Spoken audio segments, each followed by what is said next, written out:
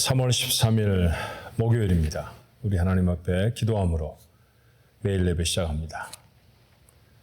나를 사랑하시는 하나님, 저희도 하나님을 사랑합니다. 하나님을 사랑하는 사람으로 세상을 살며 하나님이 원하신 일들을 감당하기를 원합니다. 요한이 저희에게 전하여 준 교훈처럼 주님을 사랑하는 자, 그의 계명을 지키는 자라고 하셨습니다. 하나님의 우리를 향하신 뜻이 무엇인지를 알아야 그 일들을 행하고 그 일들을 감당해낼 것이며, 그리 우리 삶의 행동으로 우리를 사랑하시는 하나님에 대한 우리의 사랑을 증거할 수 있을 것이오니, 하나님 오늘도 주의 말씀을 우리에게 깨우쳐 주옵시고 그 말씀대로 살아갈 용기와 힘을 더하여 주옵소서. 기도가 달라지는 귀한 은혜도 함께 허락해 주시옵소서. 예수님의 이름으로 기도하옵나이다. 아멘. 찬송가 456장입니다. 거친 세상에서 실패하거든. 함께 찬송합니다.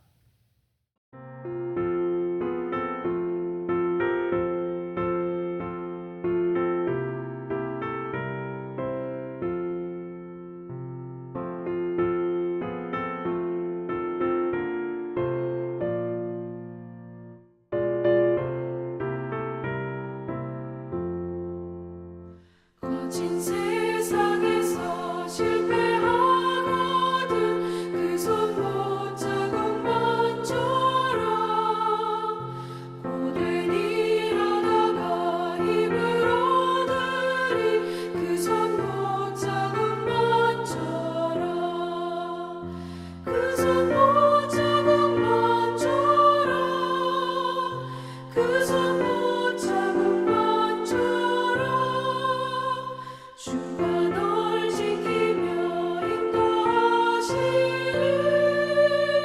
그 손 못 잡은 만처럼 내가 어둠 속을 걸어갈 때에 그 손 못 잡은 만처럼 주가 참 평안을 내게 주시리 그 손 못 잡은 만처럼 그 손 못 잡은 만처럼 그 손 못 잡은 만처럼 주가 널 지키며 인도하시리 그 손 못 잡은 만처럼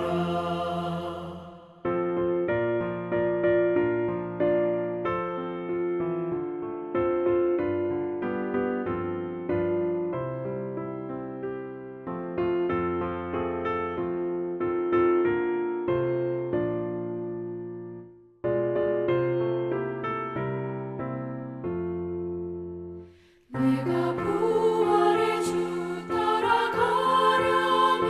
그 손 못 잡은 만처럼 내가 주 안에서 길이 살리라 그 손 못 잡은 만처럼 그 손 못 잡은 만처럼 그 손 못 잡은 만처럼 주가 널 지키며 인도하시리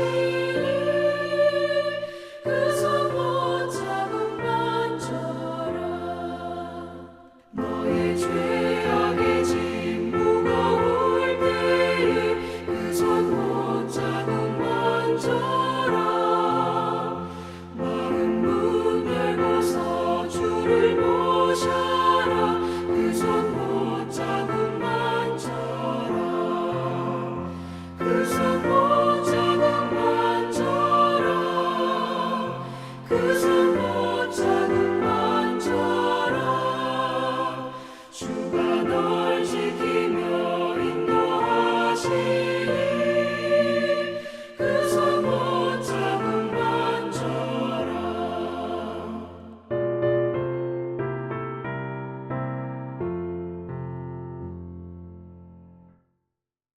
오늘 주신 하나님의 말씀 요한복음 20장 24절로 31절입니다. 요한복음 20장 24절로 31절 말씀 우리 한 목소리로 같이 읽어볼까요? 12 제자 중에 하나로서 디두모라 불리는 도마는 예수께서 오셨을 때 함께 있지 아니한지라. 다른 제자들이 그에게 이르되 우리가 주를 보았노라 하니 도마가 이르되 내가 그의 손에 못자국을 보며 내 손가락을 그 못자국에 넣으며 내 손을 그 옆구리에 넣어보지 않고는 믿지 아니하겠노라 하니라. 여드레를 지나서 제자들이 다시 집 안에 있을 때 도마도 함께 있고 문들이 닫혔는데 예수께서 오사 가운데 서서 이르시되 너희에게 평강이 있을지어다 하시고 도마에게 이르시되 내 손가락을 이리 내밀어 내 손을 보고 내 손을 내밀어 내 옆구리에 넣어보라. 그리하여 믿음 없는 자가 되지 말고 믿는 자가 되라. 도마가 대답하여 이르되 나의 주님이시여 나의 하나님이시니이다. 예수께서 이르시되 너는 나를 본고로 믿느냐? 보지 못하고 믿는 자들은 복되도다 하시니라. 예수께서 제자들 앞에서 이 책에 기록되지 아니한 다른 표적도 많이 행하셨으나 오직 이것을 기록함은 너희로 예수께서 하나님의 아들 그리스도이심을 믿게 하려 하며 또 너희로 믿고 그 이름을 힘입어 생명을 얻게 하려 함이니라. 아멘. 종종 믿음의 담론을 나누게 되죠. 믿음이 무엇인가? 어떻게 믿는 것이 잘 믿는 것인가? 나는 믿음이 있는가? 뭐 이런 얘기들을 나눕니다. 그러며 단골로 등장하는 사람 중에 하나가 있다고 하면 도마라는 사람이에요. 그 도마는 인도에까지, 그러니 예수님이 사역하셨던 곳에서부터는 가장 멀리 떨어진 곳이 사실은 인도입니다. 그곳에까지 복음을 전했다는 전승이 남아있는데 그 놀라운 일을 행했던 제자에게 붙여진 별명은 그렇게 명예스럽지는 않습니다. 우리 도마를 부를 때 뭐라고 말하나요? 의심 많은 도마. 예, 그를 그렇게 부른 이유가 오늘 본문에 기록되어 있어요. 처음 예수님이 부활하셔서 제자들에게 나타나셨을 때 아마도 그곳에는 도마가 있지 않았던 것 같습니다. 후에 제자들은 이야기를 했겠죠. 도마야, 예수님이 살아나셨어. 뭐 이렇게 말이죠. 그래서 도마가 뭐라고 말하냐 하면 어떻게 그런 일이 있을 수 있어? 너희들이 뭔가 잘못 보았을 거야. 내가 예수님의 찢어진 그 옆구리에 손을 넣어보고 그리고 구멍이 뚫려진 그 손바닥에 못자국에 손가락을 넣어보지 않으면 나는 절대로 믿지 않을 거야. 눈으로 확인해야 한다라는 것입니다. 그리고 아마 그 의심에 며칠이 지나갔겠죠. 제자들이 말한 게 사실이었을까? 베드로 형이 말한 게 정말일까? 뭐 이런 식으로 말입니다. 그러면 아마 8일 정도를 지났던 것 같아요. 그러고 나서 결국 도마는 예수님, 부활하신 주님을 만납니다. 부활하신 주님께서 도마의 마음을 훤히 다 아시고 말씀하시죠. 손가락을 넣어 보아라. 내 옆구리를 한번 봐라. 그리고 믿음 없는 자가 되지 말고 믿는 자가 되라. 그렇게 말씀하세요. 도마가 그렇게 손가락을 넣어 보았는지 예수님의 상처를 만져 보았는지에 대해서 사실 요한은 잘 기록하지 않습니다. 그냥 본 것만으로도 충분했을지 모르죠. 아, 주님 정말 살아나셨구나. 그 눈앞에 나타나신 주님은 상처를 확인할 필요도 없을 정도로 그에게 분명한 실체, 그게 주님이셨을지 모릅니다. 그렇게 믿음을 회복한 도마가 놀라운 고백을 해요. 28절에 베드로의 고백과 아울러서 신약 성경에 있는 주님에 대한 아주 유명한 고백입니다. 나의 주님이시오 나의 하나님이시니이다. 베드로가 고백하였던 주는 그리스도시요 살아계신 하나님의 아들이십니다 라고 하는 고백과 같은 내용의 말씀을 고백하죠. 자, 그때 예수님이 하신 반응이 29절의 말씀이에요. 너는 나를 본고로 믿느냐? 보지 못하고 믿는 자들은 복되도다 하시니라. 여러분이 도마에 대한 이야기를 쭉 나누면서 여러분 어디에 더 가까우신 것 같아요? 자, 만약에 도마에게 베드로나 그 밖에 제자들이 말을 합니다. 예, 도마야, 우리가 부활하신 주님을 만나서 그래, 정말 주님이 살아나셨구나. 이렇게 말하는 도마에게 더 가까울까요? 아니면 오늘 본문에 기록된 도마, 정말이야? 너희들이 잘못 본 거 아니야? 내가 손바닥 보고 옆구리를 보기 전까지 믿을 수 없어. 그렇게 말하는 도마에게 더 가까울까요? 저는 목사입니다. 그렇지만 아마 저도 본문이 기록하고 있는 도마에 훨씬 가깝지 않았을까 하는 생각이 들어요.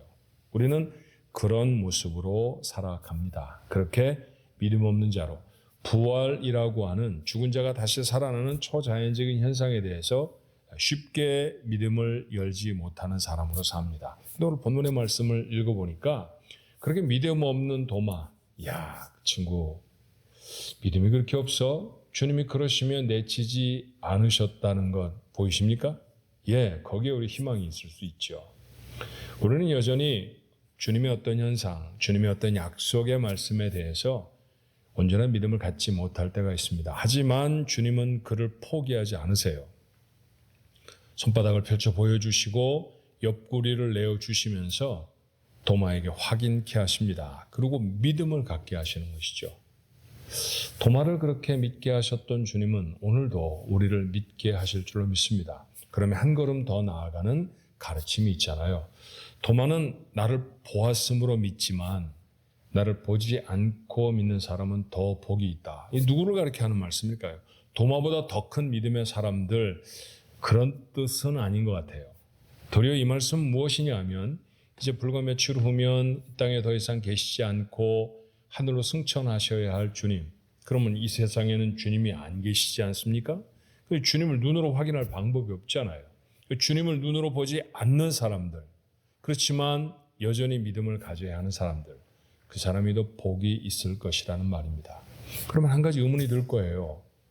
주님을 보아서 겨우 믿음을 회복했던 도마 같은, 주님을 3년 동안이나 따라다녔던 제자 중에 한 사람도 그랬는데 어떻게 보지 않고 믿을 수 있지? 예, 보지 않고 믿을 수 있는 또 다른 강력한 능력의 방법이 오늘 요한에 의해 우리에게 소개가 되어집니다. 좀 뜬금없다 싶은 이야기인데 요한은 갑작스럽게 요한복음 20장 말미에 왜 자신이 복음서를 기록하는지, 사실은 그는 복음서라고 생각은 안 했을 거예요. 예, 성도들에게 보내주는 이 편지를 기록하게 됐는지에 대한 이야기를 합니다. 그의 기록 목적은 이것이죠. 31절입니다. 오직 이것을 기록함은 너희로 예수께서 하나님의 아들 그리스도이심을 믿게 하려 하며 또 너희로 믿고 그 이름을 힘입어 생명을 얻게 하려 함이라. 복음서의 기록 목적은 단순히 예수 그리스도께서 하신 일에 대한 레코드가 아니었어요. 기록이 아니었습니다. 주님 이런 일을 행하셨습니다. That's it. 그게 아니었다는 것이죠. 거기에는 분명한 목적이 있습니다. 왜냐하면 요한은 예수님이 하신 일이 참 많은데 이것을 기록한 까닭은 무엇냐 하면 이걸 읽는 너희들이 예수 그리스도께서 하나님의 아들이심을 믿게 하려 함이라. 그렇잖아요. 요한이 기록했던 기적의 내용들 여러분 묵상하셨던 기억들을 한번 다시 소환해 보십시오. 어떤 얘기들로 마치던가요? 가령 가나 혼인잔치에서 물로 포도주를 만드셨습니다. 그러고 나서 맨 마지막 절은, 그 기적의 맨 마지막 절은 무엇이었느냐 하면 굉장히 사람들이 기뻤습니다가 아니었죠. 이것을 본 제자들이 믿었더라. 그렇죠. 언제나 기적이 일어난 다음에 놀라운 초자연적인 사건을 일으키신 다음에 요한은 그 사람들의 반응을 기록해요. 자, 그렇다고 하면 이 기적의 내용들을 기록하는 것은 주님이 정말 멋있는 분이지 이 정도의 목적이 아니었다는 것이죠. 이걸 보고 너희들이 믿어야 한다라는 얘기입니다. 그렇죠.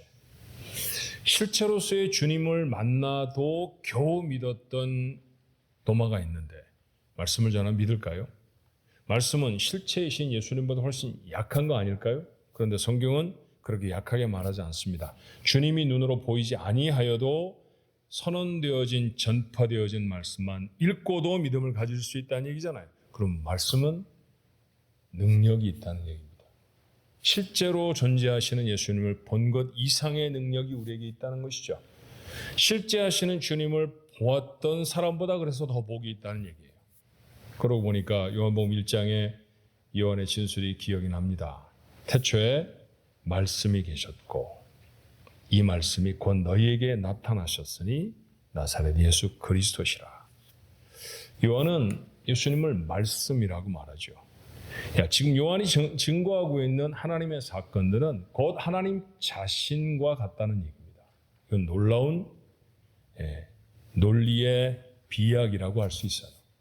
그렇지만 성경은 그런 힘 있는 능력이 있다고 하는 사실을 우리가 놓치지 않아야 할 것입니다. 자, 한 가지 목적을 더 말한다고 하면 그 이름을 믿으면, 성경을 읽고 그 이름을 믿게 되면 그것이 우리에게 생명이 되어진다라는 것이죠. 이제 글을 읽어서 지식이 넓어진다라는 것이 아니고요. 정보를 알아서 더 많은 삶이 있어진다라고 하는 게 아니죠. 그 지식을 담게 되면 생명을 얻는다라고 하는 얘기입니다. 오늘 이 말씀을 읽으며 하루를 시작하는 혹은 이 말씀을 읽으며 하루를 정리하는 여러분에게 이 말씀은 어떤 의미를 가질까요? 성경을 읽어야 합니다. 왜냐하면 그 하나님의 말씀은 우리에게 믿음을 주는 능력이 되기 때문입니다. 그럼 믿음이 단회적인 게 아니지 않습니까? 대단히 믿음이 강했던 때도 있었고 어떤 때는 믿음이 희미해지기도 해요. 그렇죠? 살아가면서 고통과 어려움들이 계속 반복되거나 아니면 내가 정말 소원하는 일들이 잘 되지 않으면 하나님 정말 계셔? 하나님 정말 내 말씀을 들어주실까? 뭐 이런 의문들을 갖잖아요. 그죠? 근데 여러분 두려워하지 마세요. 도마에게도 그런 의심이 있었습니다. 의심을 가졌던 도마, 어떻게 의심할 수 있니? 너는 내 제자가 아니야 라고 내치지 않으셨던 주님의 모습을 요한이 기록하고 있다는 사실을 잊지 않아야 합니다. 그 정도의 의심으로 그 정도의 회의로 우리는 그리스도인 되어진 하나님의 자녀 되어진 신분을 박탈당하거나 잃어버리지 않아요. 도리어 하나님은 그 믿음을 우리에게 강화시켜주고 회복시켜 주십니다. 어떤 방법으로 하시죠? 오늘 요한이 말하죠. 하나님의 말씀입니다. 그러니 자꾸 말씀으로 돌아가야 해요. 말씀을 읽고 그 말씀을 암송하고 그 말씀을 묵상하고 이런 일련의 행위들을 계속해서 해야 합니다. 여러분 매일 예배를 드리고 있는 가장 중요한 일은 하나님의 말씀을 묵상하는 것입니다. 하나님의 말씀을 마음에 담는 거예요. 그래서 읽어서 귀로 지나쳐가는 소리가 아니라 마음에 담길 정도로 읽고 또 읽고 또 읽는 것이죠. 묵상이라는 말의 히브리어 표현은 소가 되새김질 한다라고 하는 말과 정확히 똑같습니다. 소는 위가 4개가 있다잖아요. 그래서 한 위에다 넣어놨다가 다시 꺼내서 또 씹어서 두 번째 위에 넣고 그래서 소는 체하지 않는다는 얘기를 하잖아요. 그와 같이 하나님의 말씀을 마음에 담고 한 주간을 살아가며 그 말씀이 그런가 또 생각해보고 마치 베레아 사람들처럼 말입니다. 그 베레아 사람들이 말씀에 대한 그런 놀라운 집중력을 보고 바울은 뭐라고 말하던가요? 신사적이다. 정말 멋있는 사람들이다. 그러지 않았던가요? 그렇게 살아가는 삶이 되어야 합니다. 오늘 말씀을 읽고 하루를 시작하든 아니면 하루를 살아내고 이 말씀을 담고 오늘 하루를 매듭하든 여러분 마음속에 말씀이 살아있을 때 믿음이 새로워질 것입니다. 그리고 또 하나 기대를 가질까요?